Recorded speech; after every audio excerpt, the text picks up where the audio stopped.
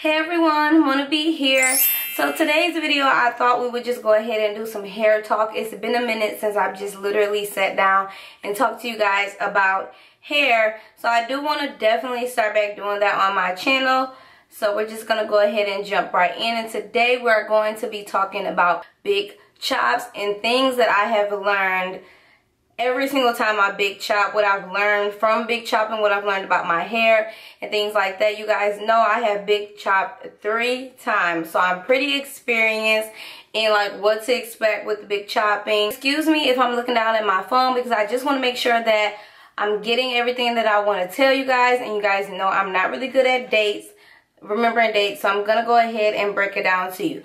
So if you're a new subscriber, then you may not know, but I'm pretty sure some of my OG subbies, the OG eyes on my prize crew, I know you guys know that I big chop. I did my first big chop, which was April 2011 when I was not on YouTube at all. I did my second big chop March of 2015, and I did my third big chop January of 2017. So like I said before, I have big chop 3 times. I do have some notes in my phone. So the first thing I've learned from big chopping 3 times is patience is key. Patience is very, very, very important. I get a lot of questions from you guys asking me how to speed up the hair growth process and things like that. Guys, you literally just have to be patient with your hair. There is no other remedy. I mean, you can try oils and stuff like that I have definitely suggested to you guys on my channel. I will link all of those videos in the description box below.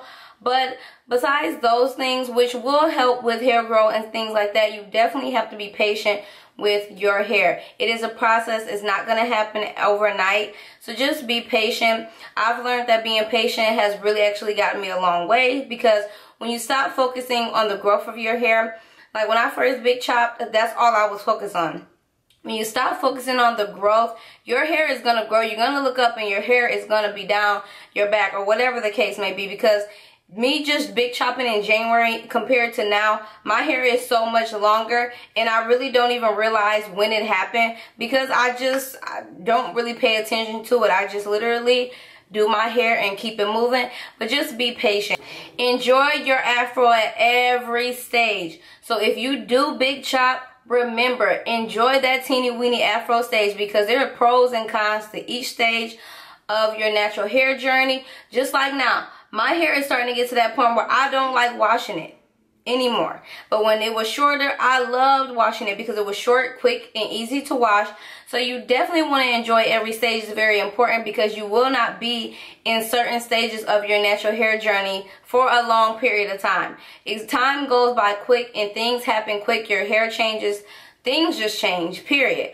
So you want to enjoy every stage of your afro, and I feel like that definitely applies to real life as well. You want to enjoy every stage of life, because you know, time just gets away from us, you know. So I definitely say enjoy your TWA, enjoy the quote-unquote awkward stage, which I personally don't really believe in. Enjoy your afro in itself. It's literally just hair. So if something goes wrong, it's just hair. There's a solution to every problem. Guys, you guys have watched me go through ups and downs with my hair journey as well. You know, you may experience breakage, you may experience a little hair loss, you may have a few setbacks where you feel like your hair isn't flourishing. It is literally just hair. You can pretty much find a solution to any problem that you're having with your hair, and if not, worst comes to worst, just cut it. It's literally just hair. It will grow back. And that's one of the things I have learned over the course of big chopping 3 times. Like I said in the beginning, when I first big chop, I was so pressed about growing it out and having it long and yada yada yada. But my hair was damaged. In the end, it ended up being damaged because all I was focused on was the growth of it. And I've learned with these last 2 big chops is to do your hair to the best of your ability.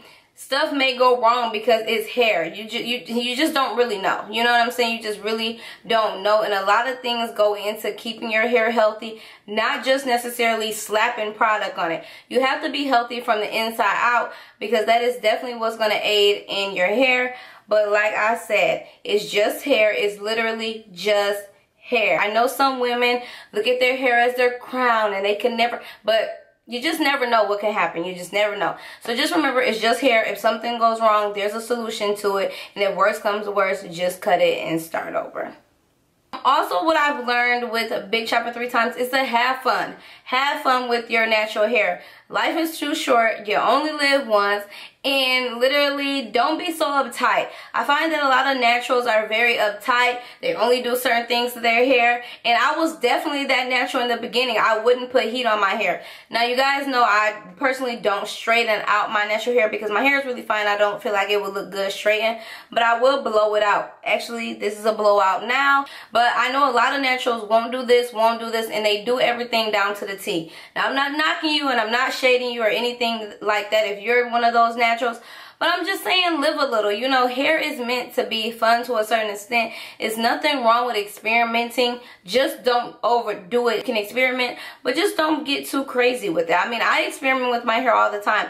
I change up my look all the time. You know what I mean? There's nothing wrong with being a fun natural, wearing wigs, wearing braids, switching up your look. There's nothing wrong with that. You do not have to go by the book. I don't know why everyone thinks you have to go by the natural hair book, and if you do not go by this book, then you are not considered to be natural. That is definitely not true.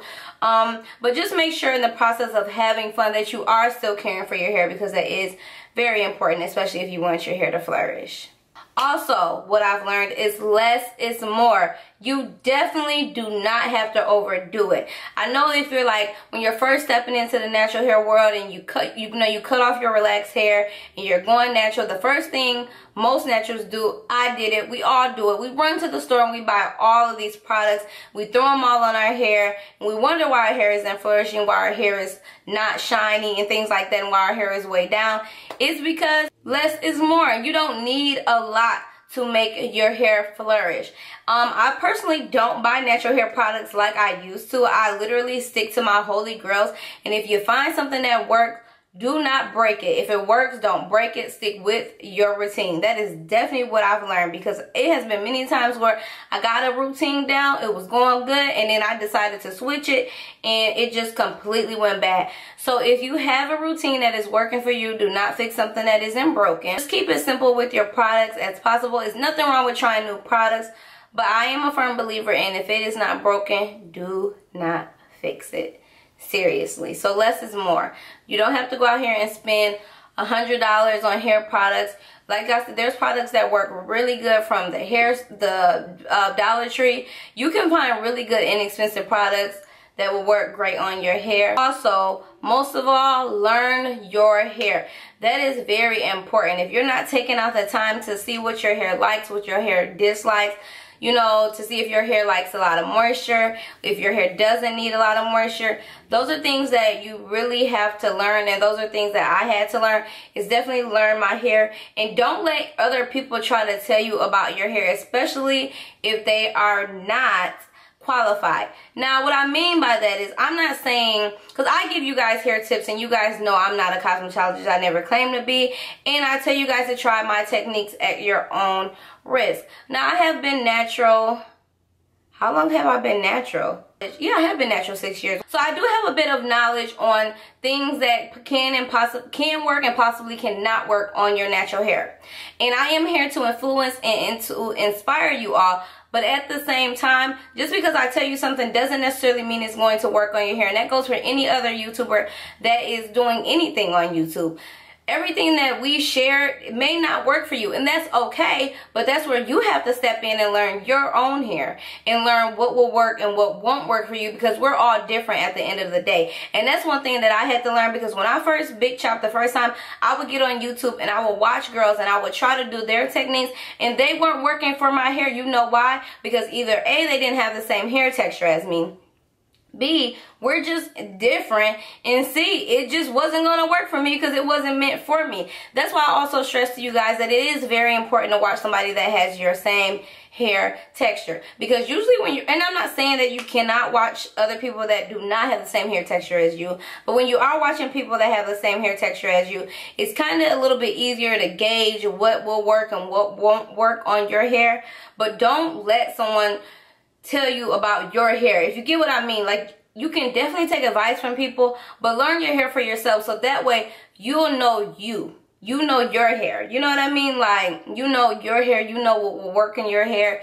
You know what won't work in your hair. So when you go to a salon, or if you decide to go to a salon, you will be able to speak up and tell that stylist, you know, that's not going to work on my hair. I've tried those products.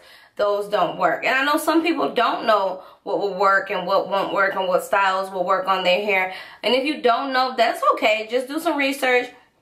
And I do encourage you to go to a professional and see what they can suggest for you. But I definitely think it is important for you guys to learn your hair at home. And that's something that I've definitely learned from big chopping. So there's nothing that a stylist can really tell me about my hair that I don't already know, if you know what I mean.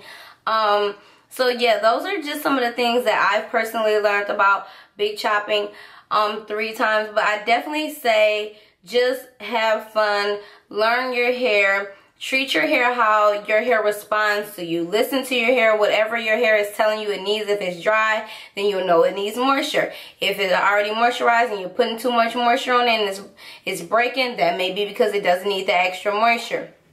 You will learn. You will definitely learn if you take the time out to learn. Definitely here to help you guys. I love helping you guys and things like that. But also, don't ever take anyone's word straight up. You always should do your own research. Although I listen to people and I watch YouTube videos as well, you always want to do your own research at the end of the day. I really hope this video was helpful. I hope you guys enjoyed it, and I hope that my message conveyed off properly, because y'all know how I can jump from story to story, tangent to tangent, and just get off track. Y'all know how I do. I will see you all on my next one. Bye.